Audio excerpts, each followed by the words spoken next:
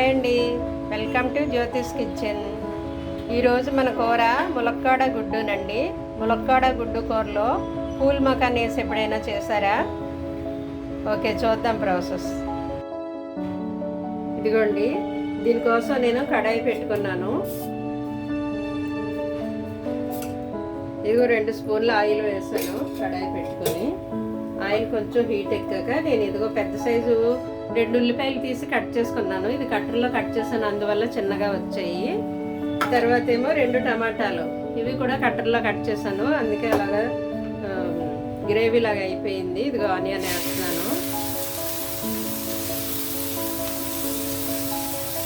ఇవి బాగా ముగ్గిన టమాటాలండి. కట్టర్లో కట్ చేయడం వల్ల టమాటో ప్యూరీలా తయారయ్యింది. పర్వాలేదు, అదంతా బాగా మెత్తగా ఉడికితేనే కదా టమాటా గుజ్జు అందులో దిగితే కూర టేస్ట్ బాగుంటుంది. పెద్ద ముక్కలు అనుకోండి తినరు, వేరేసి పడేస్తారు. అందువల్ల చిన్నగా కట్ చేసుకున్నా పర్వాలేదు.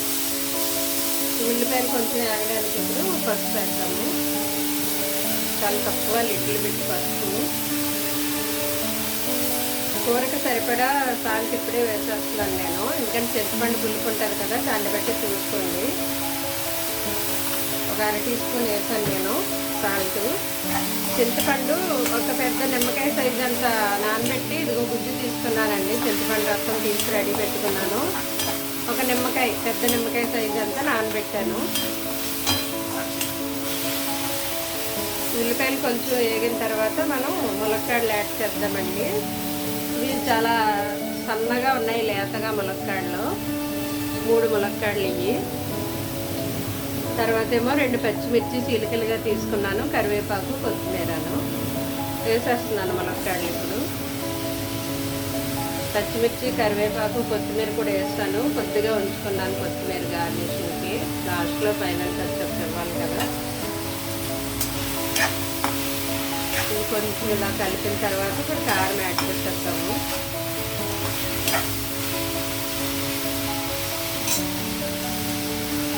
నేను పచ్చిమిర్చి వేసాను ఆల్రెడీ 2, కాబట్టి నేను 1 స్పూన్ వేస్తున్నాను కారము. మీరు చూసుకొని వేసుకోండి, ఎందుకంటే చింతపండు వేస్తాం కదా, ఆ చింతపండు వల్ల ఉప్పు కారము తగ్గుతుంది కూరలో. ఆ పులుపు డామినేట్ చేస్తాను, అందువల్ల కారం సరిపడా తీసుకోండి మీ టేస్ట్కి తగ్గట్టు. ఇప్పుడు టమాటో గుజ్జు యాడ్ చేసేద్దాము.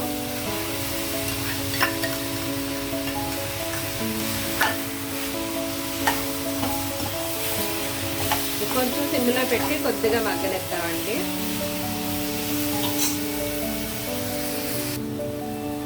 ఇదిగోండి, కొద్దిగా మగ్గాయి, దగ్గరికి వచ్చాయి. వాటర్ యాడ్ చేస్తున్నాను. ఇవి కొంచెం ఉడికిన తర్వాత కొంచెమే వాటర్ వేయండి. ఇవి ములక్కాడలు లేతగా ఉన్నాయి, త్వరగా ఉడుకుతాయి. కొంచెం ఉడికాక అప్పుడు చింతపండు యాడ్ చేస్తాను.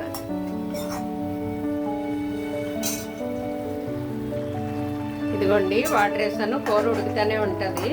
కొంచెం ఉడికిన తర్వాత చింతపండు రసం వేద్దాము. అయితే నేను పూల్ మకాన్ తీసుకున్నాను.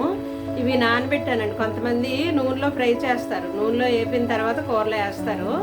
మన వంటలు హెల్దీ వంటలు కదా, మన ఉద్దేశం ఏంటి హెల్దీగా తినాలని. కాబట్టి నేను వీటిని వాటర్లో నానబెట్టానండి. కడిగేసి వాటర్లో సోప్ చేసి ఉంచుకున్నాను. కొద్దిగా కూర లాస్ట్లో దించే ముందే వేస్తే ఉడికిపోతాయి, త్వరగానే ఉడుకుతుంది పూల్ మకాన్.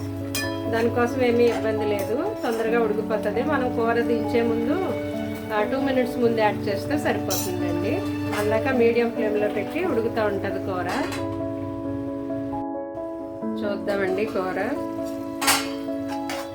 ములక్కాడలు ఉడికిపోయాయి. నేను చింతపండు యాడ్ చేసేస్తున్నాను. ఇవి లేతగా ఉన్నాయండి ములక్కాడలు, తొందరగానే ఉడికాయి. ఇదిగో పూల్ మకాన్ కూడా యాడ్ చేస్తున్నానండి. వాటర్ ఇలా పిండేసి వేద్దామండి, ఎందుకంటే కూరలో పులుసు ఇది లాక్కుంటుంది కదా, అందుకు వాటర్ పిండేసి వేసేయడమే. ఇప్పుడు కొంచెం మంట పెంచాను. ఇప్పుడు కొంచెం ఇందులో జీరా ధనియా పౌడర్ యాడ్ చేస్తానండి. జీరా ధనియా పౌడరు వేయించి పెట్టుకున్నాం కదా, బాగుంటుంది ఇది. స్మెల్ టేస్ట్ కూడా కమ్మగా బాగుంటుంది జీరా ధనియా పౌడర్ వేస్తేనే. ఇప్పుడు నేను ఎగ్స్ 2 ఉడకబెట్టి ఉంచుకున్నాను. ఎగ్స్ ఇందులో కన్నాలు పెట్టి వేస్తాను.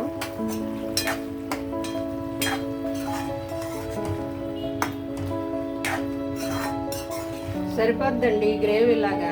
ఇంకా మరీ ఉల్లిపాయలు ఎక్కువైతే తీపిదనం వచ్చేస్తుంది, తీయగా అయిపోతుంది ఉల్లిపాయలు మరీ ఎక్కువైతేని.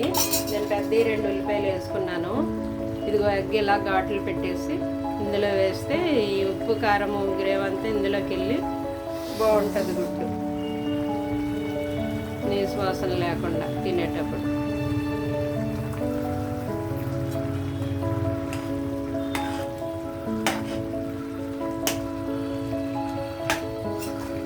అంతేండి, అయిపోయింది. ఇంకో 1 మినిట్లో మనం డిష్ అవుట్ చేయడమే. కర్రీ అయిపోయింది. లాస్ట్లో కొద్దిగా కొత్తిమీర వేస్తున్నాను.